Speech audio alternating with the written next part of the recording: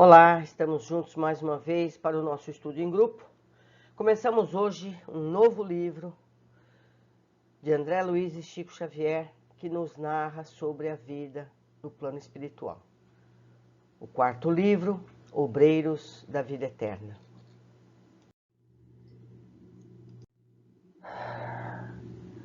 Rasgando véus. O homem moderno, pesquisador da estratosfera e do subsolo, esbarra ante os pórticos do sepulcro, com a mesma aflição dos egípcios, dos gregos e dos romanos, de épocas recuadas. Os séculos que varreram civilizações e refundiram povos não transformaram a misteriosa fisionomia da sepultura. Milenário ponto de interrogação, a morte continua ferindo sentimentos e torturando inteligências. Em todas as escolas religiosas, a teologia, representando as diretrizes de patriarcas veneráveis da fé, procura controlar o campo emotivo dos crentes, acomodando os interesses imediatistas da alma encarnada. Para isso, criou regiões definidas, tentando padronizar as determinações de Deus pelos decretos dos reis medievais, lavrados à base de audaciosa ingenuidade. Indubitavelmente, províncias de angústia punitiva e dor reparadora existem nas mais variadas dimensões do universo, assim como vibram consciências escuras e terríveis nos múltiplos estados sociais. No entanto, o serviço teológico, nesse sentido, não obstante respeitável, atento ao dogmatismo tradicional e aos interesses do sacerdócio, estabelece o non plus ultra, que não atende às exigências do cérebro, nem aos anseios do coração. Como transferir imediatamente para o inferno a mísera criatura que se emaranhou no mal por simples influência da ignorância? Que se dará em nome da sabedoria divina ao homem primitivo, sedento de dominação e de caça, à maldição ou ao analfabeto? Por que processo conduzir ao abismo tenebroso o espírito menos feliz que apenas obteve contato com a verdade no justo momento de abandonar o corpo? Dentro das mesmas razões, como promover ao céu, em caráter definitivo, o discípulo do bem que apenas se iniciou na prática da virtude? Que gênero de tarefa caracterizará o movimento das almas redimidas na corte celestial? Formar-se-iam apóstolos tão só para a aposentadoria compulsória? Como haver-se no paraíso o pai carinhoso cujos filhos fossem entregues a Satã? Como haver no paraíso o pai carinhoso cujos filhos fossem entregues a Satã? Que alegria se reservará a esposa dedicada e fiel que tem o esposo nas chamas consumidoras? Estaria a autoridade divina perfeita e ilimitada, tão pobre de recursos, a ponto de impedir, além do plano carnal, o benefício da cooperação legítima, que as autoridades falíveis e deficientes do mundo incentivam e protegem? Negar-se-iam possibilidades de evolução aos que atravessam a porta do sepulcro em plena vida maior, quando na esfera terrestre, sob limitações de várias ordens, há caminhos evolutivos para todas as formas e todos os seres? A palavra trabalho seria desconhecida nos céus quando a natureza terrena reparte missões claras de serviço com todas as criaturas na crosta planetária, desde o verme até o homem. Como justificar um inferno onde as almas gemem, distantes de qualquer esperança, quando entre os homens imperfeitos há o influxo renovador do Evangelho de Jesus Cristo? As penitenciárias são hoje grandes escolas de regeneração e cura psíquica? E por que meios admitir um céu onde o egoísmo recebesse consagração absoluta no gozo infinito dos contemplados pela graça, sem nenhuma compaixão pelos deserdados do favor que caíram ingênuos nas armadilhas do sofrimento? Se, entre os mais remotas coletividades de obscuras zonas carnais, se arregimentam legiões de assistência fraterna, amparando ignorantes e infelizes? São interrogações oportunas para os teólogos sinceros da atualidade. Não, contudo, para os que tentam conjugar esforços na solução do grande e endevassado problema da humanidade.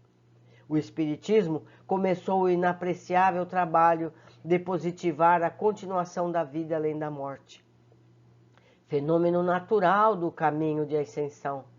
Esferas múltiplas de atividade espiritual interpenetrarem-se nos diversos setores da existência. A morte não extingue a colaboração amiga, o amparo mútuo, a intercessão confortadora, o serviço evolutivo.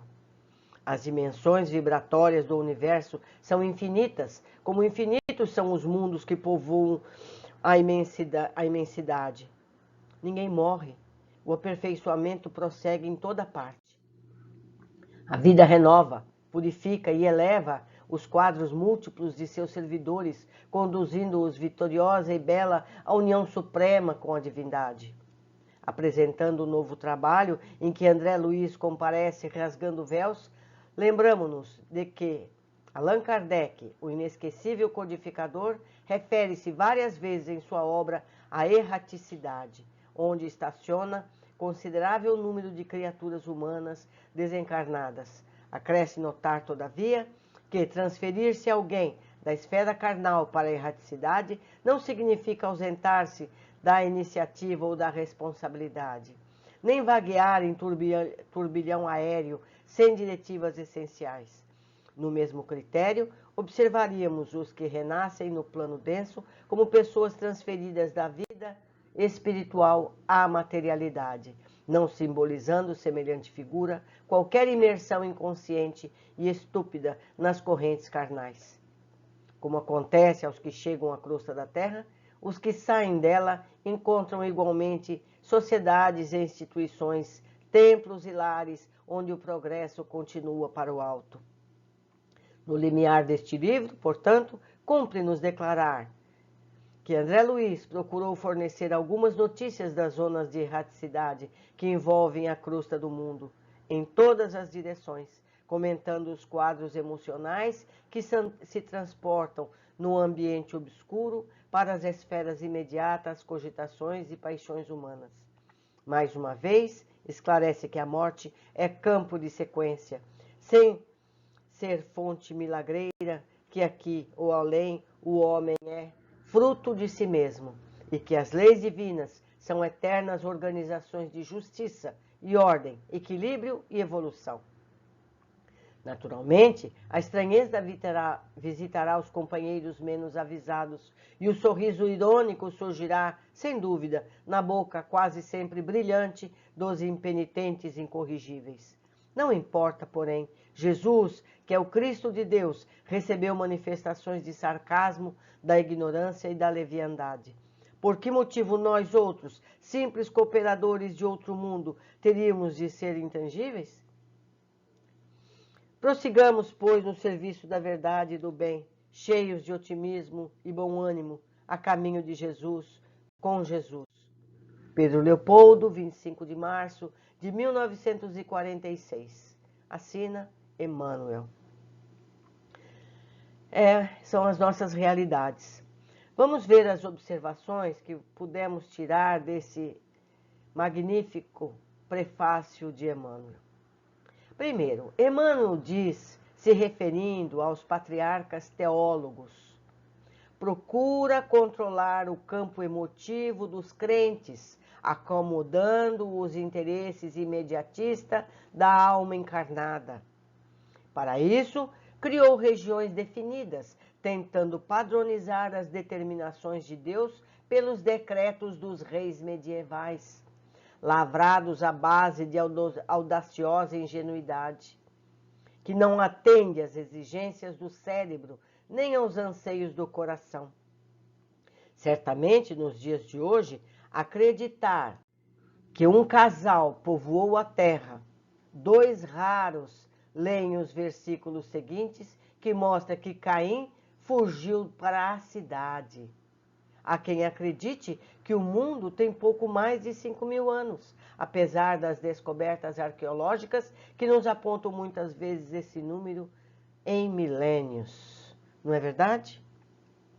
Então, Adão e Eva tiveram 2 filhos, um matou o outro, o assassino fugiu para a cidade. Quem morava na cidade? Não é verdade? Então não era esse o único casal. Não é? Está lá na Bíblia. Só basta ler. Seguindo. Emmanuel nos mostra a insensatez da ideia de céu e inferno. Situações eternas e determinadas por regras desprovidas de coerência. Sabemos que não existe o mal. O que existe é a ignorância.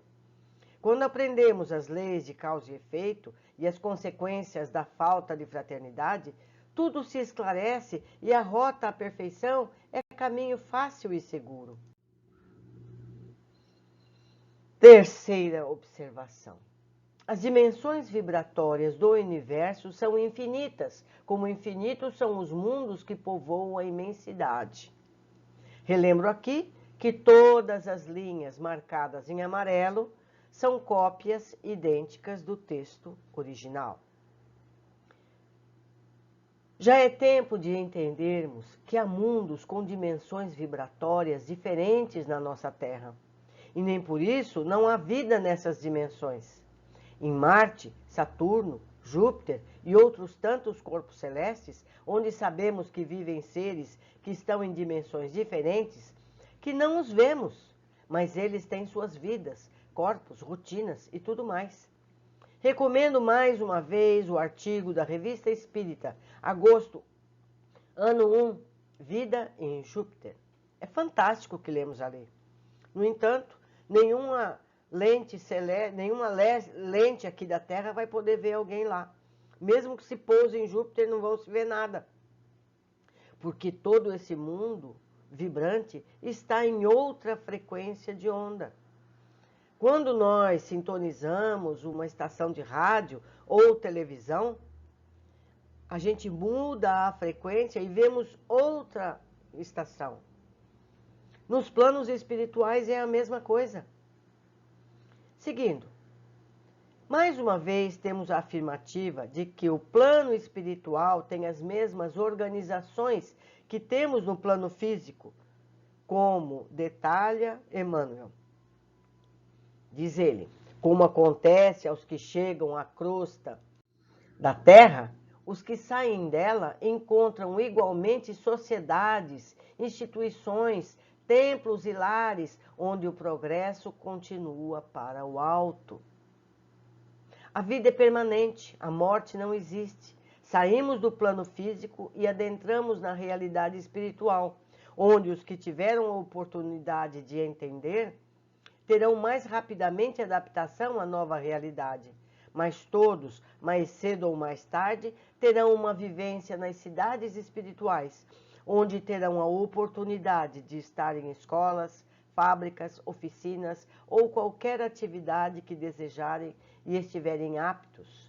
Somos imortais. Para dar um exemplo bem simplório, quando a gente sai de um país para outro país, as coisas não se modificam. No entanto, permanece a mesma estrutura. Em todos há residências, em todos há indústrias, escolas.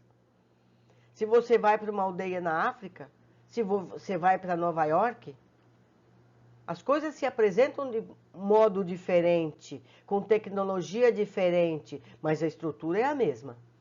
Existem casas, pessoas, existem relações humanas. Tudo é semelhante. A mesma coisa no plano espiritual. Nós saímos do plano denso aqui na Terra e vamos para o plano espiritual em uma das milhares de frequências lá existentes. Vamos para aquela que estamos adequados, para aquelas que nós fomos capazes de chegar, e lá habitaremos, até que tenhamos condições de mudar dentro desse novo plano ou de reencarnarmos. É assim que é. Vamos continuar o nosso estudo. Até o nosso próximo encontro. Um grande abraço.